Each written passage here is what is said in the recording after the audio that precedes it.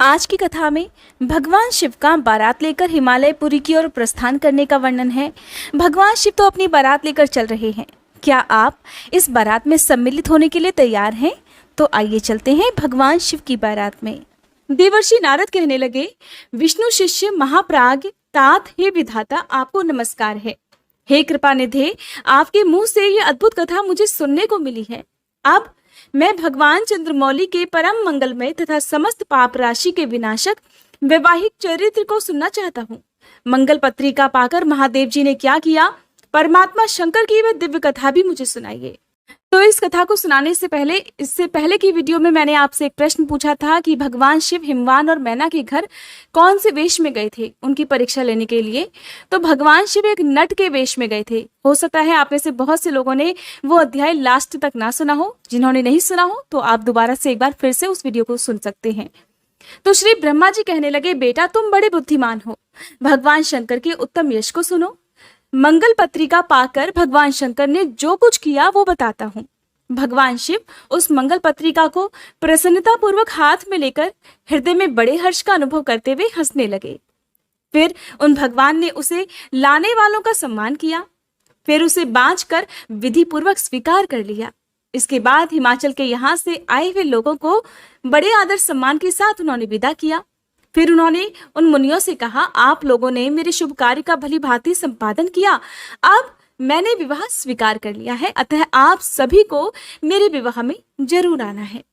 भगवान शंकर के ऐसे वचन सुनकर वे ऋषि बड़े प्रसन्न हुए और उन्हें प्रणाम कर उनकी परिक्रमा करके अपने परम सौभाग्य की सराहना करते हुए अपने धाम को चले गए।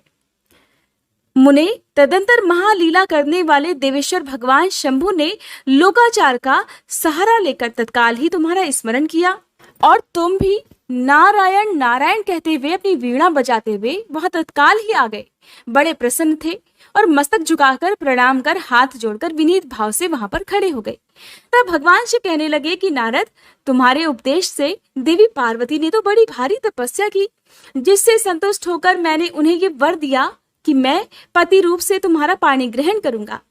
पार्वती की भक्ति देखकर मैं उनके वश में हो गया हूँ, इसलिए उनके साथ मैं अब विवाह करूंगा।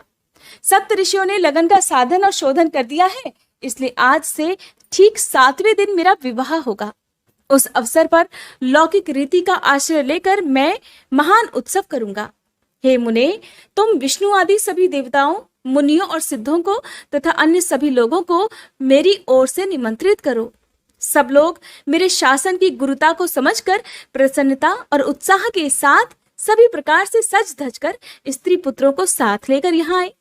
श्री ब्रह्मा जी कहते हैं, मुने, भगवान शंकर की इस आज्ञा को शिरोधार्य करके तुमने शीघ्र ही सर्वत्र जाकर उन सभी को तुरंत ही निमंत्रण दे दिया।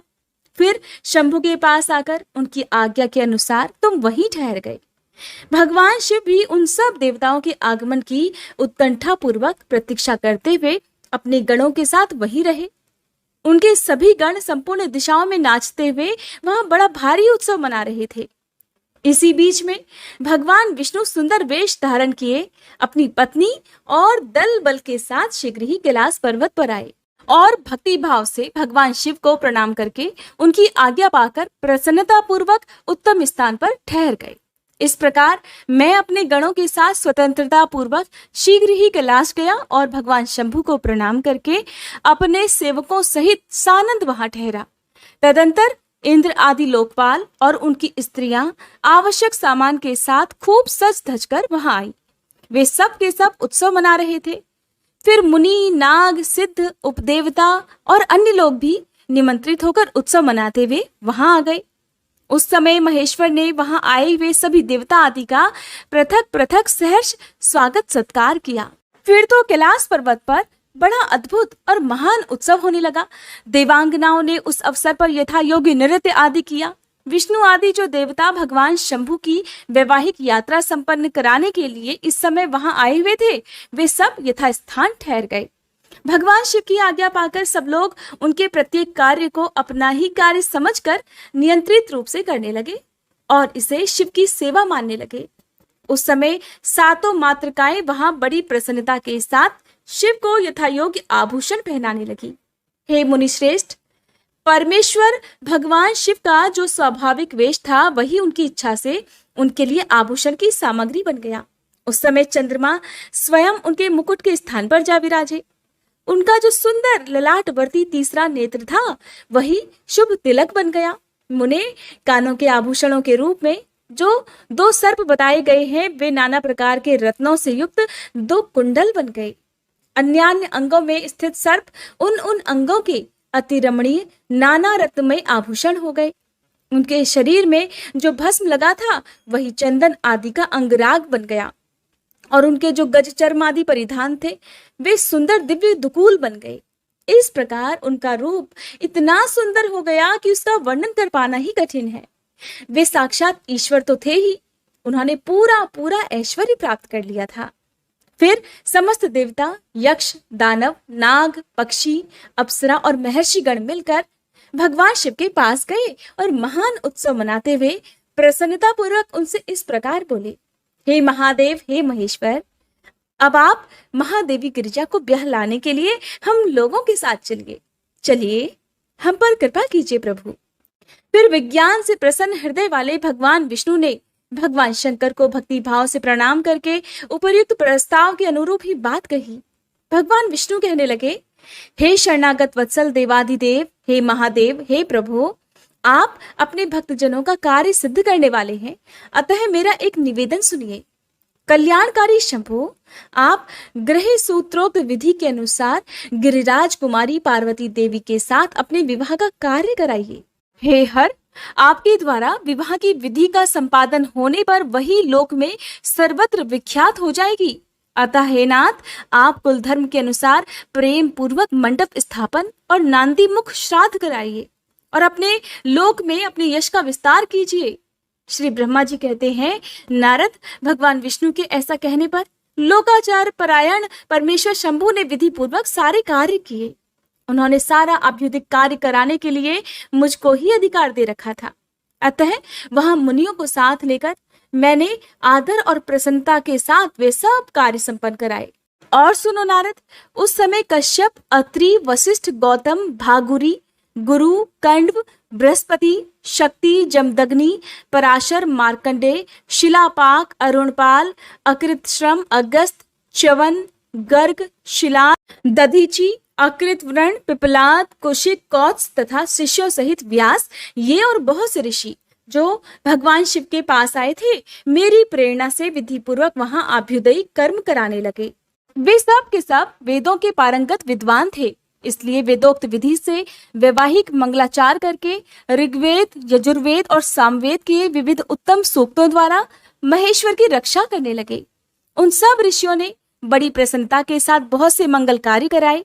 मेरी और शंभु की प्रेरणा से उन्होंने विघ्नों की शांति के लिए प्रीति पूर्वक ग्रहों का और समस्त मंडलवर्ती देवताओं का पूजन किया।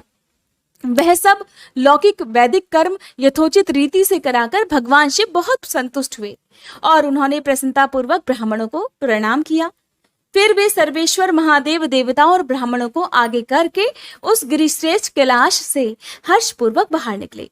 कैलाश से बाहर जाकर देवताओं और ब्राह्मणों के साथ भगवान शंभु, जो नाना प्रकार की लीलाएं करने वाले हैं, सानंद खड़े हो गए। उस समय वहां महेश्वर के संतोष के लिए देवता आदि ने मिलकर बहुत बड़ा उत्सव मनाया। वहां बाजे बजने लगे, नाच गान होने लगा। इसके बाद अब महादेव अपनी बारात लेकर हिमालयपुरी की ओर प्रस्थान कर रहे हैं। श्री ब्रह्मा जी कहते हैं, हे मुने, फिर भगवान शंभु ने नंदी आदि सभी गणों को अपने साथ हिमाचलपुरी को चलने की प्रसन्नता पूर्वक आज्ञा देते हुए कहा, मेरे प्रिय पार्षद गणों, तुम लोग थोड़े से गणों को यहाँ रखकर शेष सभी लोग मेरे साथ बड़े उत्साह और आनंद से युक्त होकर गिरिराज हिमवान के नगर को चलो। फिर भगवान की आज्ञा पाकर गणेश्वर, शंखकर्ण, केकराक्ष, विकृत, विशाख, पारिजात, विकृतानन, दुंदुभ, कपाल, संदारक, कालक, कुंड, पर्वतक, महाकाल, अग्निक, अग्निमुख, घनावह, सनाह, अमोघ, कोकिल, मेघमन्यु, तालकेतु, वृषभ, चैत्र, षण्मुख, लोकांतक और भानुक प्रमथ तथा वीरभद्र अपने असंख्य कोटि कोटि गणों और भूतों को साथ लेकर चल दिए। नंदी आदि गणराज असंख्य गणों से घिरे चले और क्षेत्रपाल और भैरव भी कोटि कोटि गणों को अपने साथ लेकर उत्सव मनाते हुए बड़े प्रेम और उत्साह के साथ भगवान शिव की बारात के साथ चल दिए। सिर पर जटा का मुकुट धारण किए हुए थे। उन सभी के मस्तक पर चंद्रमा और गले में नील चिन्ह थे और वे सब के सब त्रिनेत्रधारी थे। उन सब ने रुद्राक्ष के आभूषण पहन रखे थे। सभी उत्तम भस्म धारण किए हुए थे और हार, कुंडल, केयूर तथा मुकुट आदि से अलंकृत थे। इस प्रकार देवताओं तथा दूसरे दूसरे गणों को अपने साथ लेकर भगवान शंकर अपने विवाह के लिए हिमवान के नगर की ओर चल दिए। चंडी देवी रुद्रदेव की बहन बनकर खूब उत्सव मनाती हुई बड़ी प्रसन्नता के साथ वहां आ पहुंची। वे शत्रुओं को अत्यंत भय देने वाली थी। उन्होंने सांपों के आभूषण से अपने को विभूषित कर रखा था। उनका वाहन प्रेत था। वे उसी पर आरूढ़ होकर अपने मस्तक पर एक सोने का भरा हुआ कलश लेकर चल रही थी। वह कलश महान प्रभापुंज से प्रकाशित हो रहा था। हे मुने, वहां करोड़ों दिव्य भूतगण शोभा पा रहे थे, जिनका रूप विकराल था। उनके रंग रूप भी अनेक प्रकार के थे। उस समय डमरुओं की डमडम से, भेरियों की गड़गड़ाहट से और शंखों के गंभीर नाद से तीनों लोक गूंज उठे थे। दुंदुभियों की ध्वनि से महान कोलाहल हो रहा था। वह जगत का मंगल करता हुआ अमंगल का नाश करता हुआ था। देवता लोग शिवगणों के पीछे होकर बड़ी उत्सुकता के साथ बारात का अनुसरण कर रहे थे। संपूर्ण सिद्ध और लोकपाल आदि भी देवताओं के साथ साथ थे। देव मंडली के बीच में गरुड़ के आसन पर बैठकर लक्ष्मीपति भगवान विष्णु चल रहे थे। हे मुने, उनके ऊपर महान छत्र तना हुआ था जो उनकी शोभा बढ़ा रहा था और उन पर चंवर ढुलाए जा रहे थे और वे अपने गणों से घिरे हुए थे। उनके शोभाशाली पार्षदों ने उन्हें अपने ढंग से आभूषण आदि के द्वारा विभूषित किया हुआ था। इस प्रकार मैं भी मूर्तिमान वेदों, शास्त्रों, पुराणों, आगमों, सनकादि, महासिद्धों, प्रजापतियों, पुत्रों और अन्यान्य परिजनों के साथ मार्ग में चलता हुआ बड़ी शोभा पा रहा था और शिव जी की सेवा में तत्पर था। फिर देवराज इंद्र भी नाना प्रकार के आभूषणों से विभूषित होकर ऐरावत हाथी पर आरूढ़ होकर अपनी सेना के बीच से चलते हुए अत्यंत सुशोभित हो रहे थे। उस समय बारात के साथ यात्रा करते हुए बहुत से ऋषि भी अपने तेज से प्रकाशित हो रहे थे। वे शिव जी का विवाह देखने के लिए बहुत उत्कंठित थे। शाकनी, यातुधान, बेताल, ब्रह्म राक्षस, भूत, प्रेत, पिशाच, प्रमथ आदि गण, तुम्बरु, नारद, हाहा और हूहू आदि श्रेष्ठ गंधर्व तथा किन्नर भी बड़े हर्ष से भरकर बाजा बजाते हुए चल दिए। संपूर्ण जगत माताएं, सारी देवकन्याएं, गायत्री, सावित्री, लक्ष्मी और अन्य देवांगनाएं, ये और दूसरी देवपत्नियां जो संपूर्ण जगत की माताएं हैं, शंकर जी का विवाह है, ये सोचकर बड़ी प्रसन्नता के साथ उसमें सम्मिलित होने के लिए चली गई। वेदों, शास्त्रों, सिद्धों और महर्षियों द्वारा जो साक्षात धर्म का स्वरूप कहा गया है तथा जिसकी अंग कांति शुद्ध स्फटिक के समान उज्जवल है, वह सर्वांग सुंदर वृषभ भगवान शिव का वाहन है।